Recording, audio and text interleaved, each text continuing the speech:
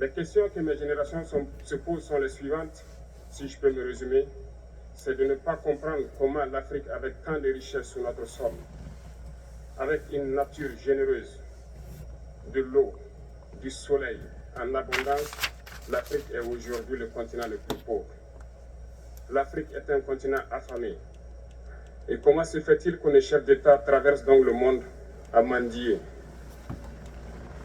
Voici des questions que nous nous posons et que nous n'avons pas de réponse jusque-là. Nous avons l'occasion de tisser de nouvelles relations. Et j'espère que ces relations puissent être les meilleures pour donner un meilleur avenir à nos peuples. Pour ce qui concerne le Burkina Faso, aujourd'hui nous sommes confrontés depuis plus de 8 ans à la forme de manifestation la plus barbare, la plus violente du néocolonialisme, de l'impérialisme. L'esclavage qu'on tend encore à nous imposer. Nos dévanciers nous ont bien appris une chose. L'esclave qui n'est pas capable d'assumer sa révolte ne mérite pas que l'on s'apitoie sur son sort. Nous ne nous apitoyons pas sur nos sorts, on ne demande pas que quelqu'un s'apitoie sur notre sort. Le peuple burkinabé a décidé de lutter contre l'île terroriste en mesure de relancer son développement. Dans cette lutte, des vaillants peuples, des vaillantes populations se sont engagées à prendre les armes face au terrorisme. Ceux que nous avons affectueusement appelés les VDP, des volontaires.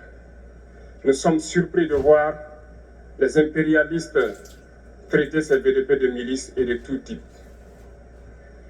C'est décevant, parce qu'en Europe, lorsque des peuples prennent les armes pour défendre leur patrie, on les traite de patriotes. Nos grands-pères ont été déportés pour sauver l'Europe.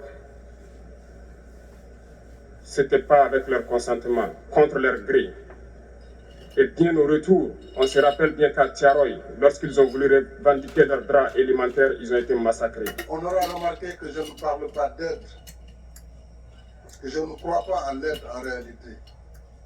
Et pour répondre à notre jeune frère, notre cadet, capitaine Traoré, président du Faso, l'Afrique, les chefs d'État ne sont pas venus ici pour mendier.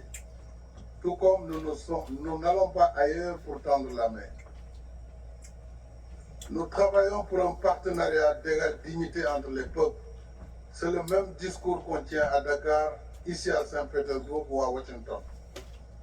Donc je pense que le combat de l'Afrique est d'abord un combat pour la dignité. Et ce combat, il transcende les générations. Je suis très heureux, moi, d'être à côté du président Museveni ou du président Denis Sassou Nguesso, qui ont été pour l'un des combattants de la liberté, pour d'autres des modèles de résilience. Et chaque génération a son combat à mener. Le nôtre, c'est de combattre d'abord le terrorisme qui est en train de gangréner notre continent. Mais aussi, c'est de travailler pour le développement de notre continent. Mais si on y regarde de très près, pourquoi l'Afrique en est à cette situation? C'est justement le point de l'histoire, l'héritage de l'esclavage, de la colonisation qui se poursuit à travers des manifestations de néocolonialisme et à travers l'injustice du système que nous combattons au quotidien. Nous avons demandé la réforme du système des Nations Unies. Nous avons demandé la réforme de la gouvernance mondiale qui, aujourd'hui, conditionne la vie de nos États. Et quels que soient par ailleurs nos efforts, si ces règles ne sont pas modifiées, eh bien, nous n'irons nulle part. C'est pourquoi il est important que nous travaillions dans la solidarité, que nous travaillions également à l'échelle du continent, puisque les défis sont majeurs. Nous avons des micro-États hérités du Congrès de Berlin qui nous empêchent de travailler à l'échelle. Si on ne comprend pas cette situation, on perdra beaucoup de temps sans efficacité.